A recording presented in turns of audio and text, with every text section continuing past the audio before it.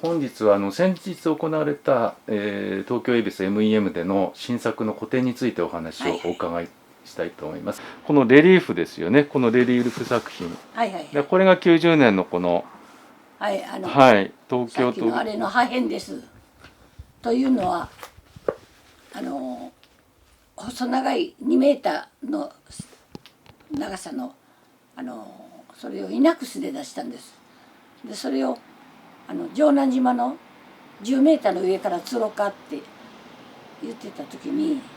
ちょっとあんまり長すぎて難しかったんで半分に切ったんです。それの破片なんです。じゃあ最初にこれを展示されたのは東京都美術館の現代の土でこれはシラスって言って火山灰です。火山灰の中の塊の中に土点だったからシラスも土だなと火山灰ですから、でその中に情報時代のその破片新聞の細かい破片をいっぱいはめ込んであって、それとちょっとゴミがちょいちょいって入ってます。で最初にシラス火山灰を使おうと思われたのはどういうきっかけですか？大きくて軽くてそんなのないかなって言ってたら、うちの親戚がちょうど九州でこんなの特許取ったよと。でこれもっと軽いですよ言って送ってきたんですね。ほんで見てみたらなんか30キロ言うてもものすごい大きな寝袋に入って、あこれ面白いなと。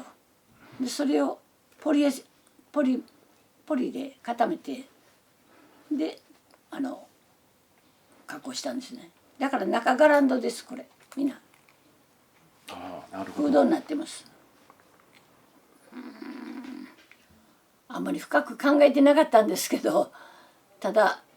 その素材が面白いなと、素材に引っかかったんですね結局。なるほど。それが現代的だなと。今現代しかない。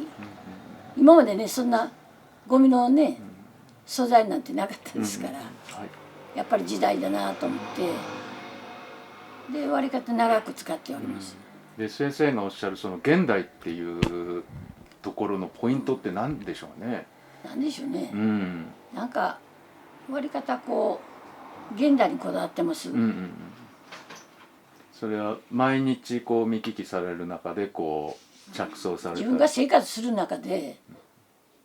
やっぱり自分の生きてる現代を意識してるんでしょうねきっと。でゴミはじゃあ現代っていうのなんか関係あるっていうか象徴してるような。私の作ってるの全部ゴミなんですよね。で何を見ても皆ゴミに見えるんです。だから本でも何でも読んでしまった後もう皆捨てるっていうことはゴミなんですからね。もう新聞なんて皆、ゴミですね読み終わった後は。あとそこにも小さい作品があるんですが、ここに壁にかけられました額から飛び出たこの新聞の塊の作品なんですが、これについて大して意味はないんですけど、なんかこれ昔からそこへぶら下げてあるんですけどね、なんか面白いのないかなと思った時になんかあれが気になってずっとぶら下げてるんだなと自分で感じたのね。これを大きくしたらどないになるのかなと想像つかなかったんですけど初めでいっぺんやってみてもいいなと。中にだから新聞がいっぱい詰まってるんです。新聞をロープで巻いてぶら下げてみたらどうなのかなと。情報がいっぱいロープで巻いてぶら下がってる感じなんですけど、情報として扱ってるんですけど、でその前のもこれをそこ土岐市のガラクタをダーッと集めただけなんですけどね、もうこれも古いどういうのかな、何年前かな、そのブルーのあれもなんかの破片なんですけど、なんかちょっと面白いな思ったらみんな置いてあるんで、このアトリエの外はみんなくずの山だったんです。で長年ゴミ自体も収集してらっしゃいますよね。いや意識して、ある程度意識はしてますね。面白いな思ったらみんな置いてます。だからゴミの山だったんですよ外。だから作品かゴミかわからない。で水島さんがおいでになった時も汚い積み上げたのなんやってやってあれ作品ですねわ言ってたらなんでそんな汚いことして置いてあるんだって言われましたけど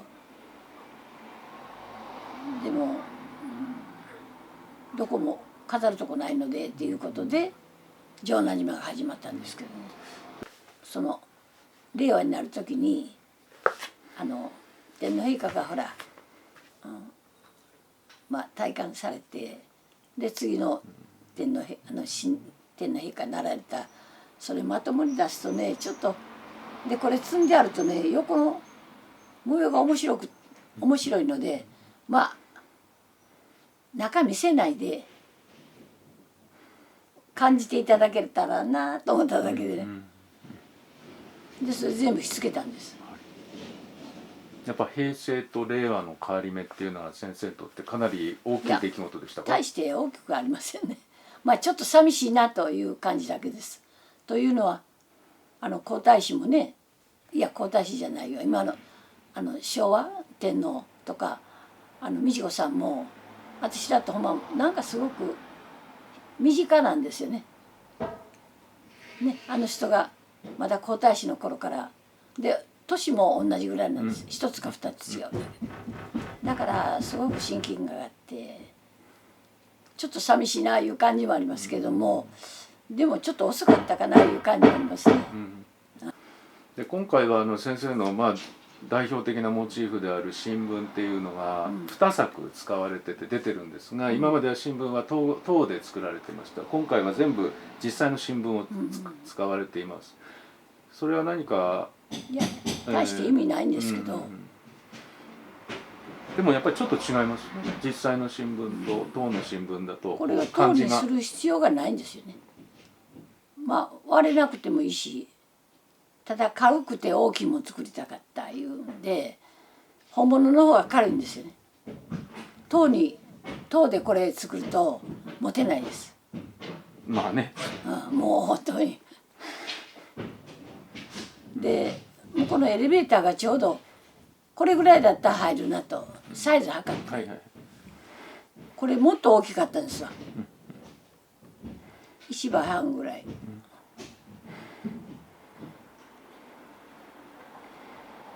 で話戻りますけどこのレリーフはさっきのねお話同様90年の飛び館で展示された作品を切って平面的なレリーフに再制作したの。で溶融スラグもその上に塗られて、で黒いのは溶融スラグベタベタ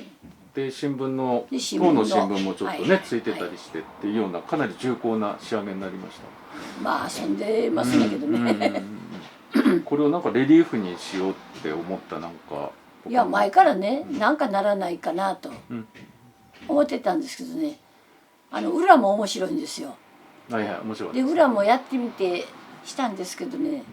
なんかもう一つしっくりこなくてでやっぱり表向けてでいろいろこうしつけたりねしてるうちにこれはいけるなと途中でねこれはいけるっていう感じで真ん中のねそのぐちゃぐちゃっとしたゴミですけどもっとねなんかぐちゃぐちゃに散らばかしてこうねわーっとやりたかったんですけどなんか触ってるうちにだんだんなんかもう収まってしまってきれいになってしまったいう感じはありますね。なんか作品化してしまったいうもうちょっとこれなんだっていうようにぐちゃぐちゃにしたかったんですけどねそれがああでもないこうでもないって触ってるうちにやっぱりいつもの癖が出てかなんか作品になってしまってそれだけちょっと残念かなという感じはあるんですけど、ご覧になる方にしたらこの方がいいっていう人多いです。そりゃそうですね、落ち着いて見ますから、うんもうぐちゃぐちゃにして「なんやこれ」って言ってもらおうかないう感じだったんですけど、それをぐちゃぐちゃにするのが難しい逆に言ったら。長年ね、気にもせんとただ置いてあったゴミなんです。ただ面白いなと思って拾ってきて置いてるゴミなんですけどね、それをただ集めて今回やったっていうだけですけどね。こういうふうにするっていうイメージは当初何かあったんですか？いや別に単にこう何にもないです。ただやってるうちにわーっとその辺の集めてどういうふうにしていいか全然考えてなかったんです。ただこのゴミを持って行って初め城南島のウィンドに置いた時もただ持って行って飾ってあこれでいいかだったんです。であれだけだったらちょっと少なすぎてでもっとゴミないかなとでその辺のまた集めてこれ作ったっていうか、ね、だからこういうふうなもん作ろうと考えてなかったんですね。もう行き当たりばったりただゴミを集めて持って行って向こうで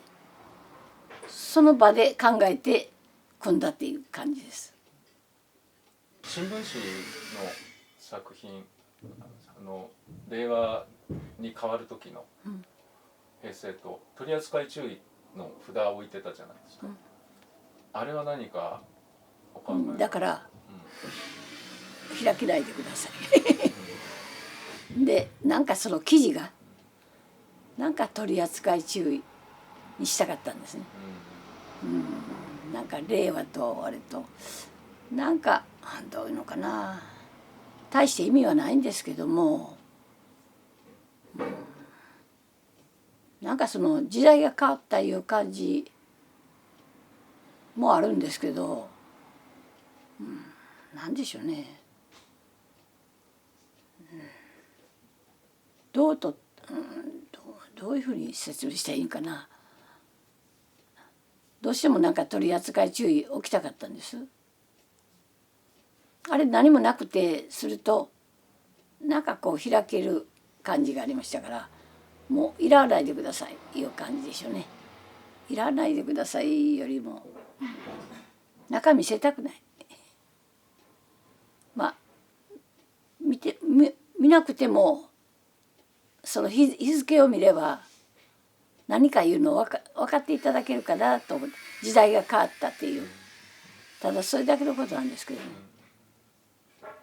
で私がそれに左右されたいう感じではないですけど、まあちょっと寂しいなっていうね、まあ今までね馴染んでたその天皇陛下が変わられたいう、でもあんまり意識してないんですけどね、天皇陛下をね、こんな言うたらいかんから。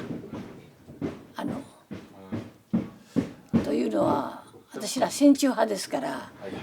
戦争中ねいつもねなんか縛られなんかこう束縛があってなんかファーッと解放されて終戦になりまして、それでなんか自由になったいう感じがありましたから、それとなんかこう重なるんかな。だからあんまり皇族のことはあんまり気にならない。でもやっぱり時代が変わったなっていう感じだけなんですよね。それでいいんですかね、分かりませんけど、あんまり意識ないです。戦時中のやっぱりその思いとなんかつながってる感じがしますよね。なんかねちょっとだけね、まああんまり意識しなかったんですけども、変わることによってちょっとまあ今までの昭和天皇なんか寂しいなと思うだけでね、いつもね私の親父なんてもう二重橋行ってもう涙流してもう礼拝してましたから、私はそんなんはないんですよ、そこまでは。だからそんな時代だったかなあいうちょっとまあ思い出しては、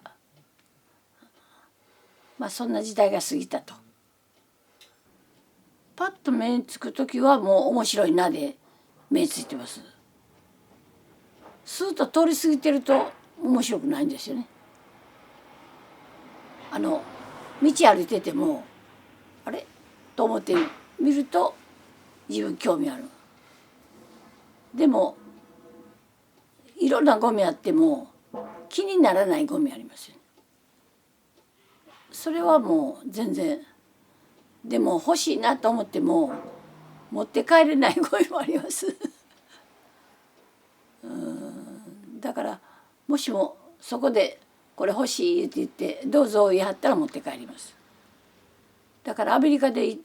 プラプラ歩いてても道に落ちてるのとかそんなみんな拾ったり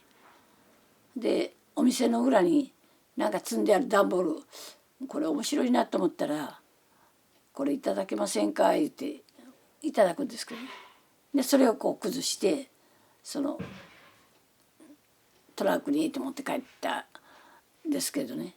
だからトラックの中に段ボールと新聞とばっかりだったんですよ。だから空港で「何ですかこれ」言われて、それもみんないろんなゴミが入っててこんなんもみんな入ってたんですけどね、別に何も言えなかったですけど種が入ってなかったからやめますよ。なんかこう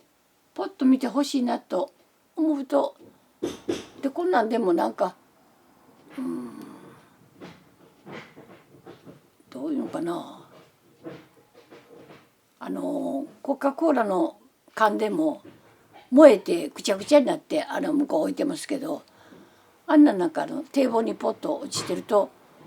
なんか気になってしょうがないんだよね。あ、面白いな思ったらやっぱり拾ってポケットに持って帰ったり。だからその辺ですね、やっぱり自分が欲しいなと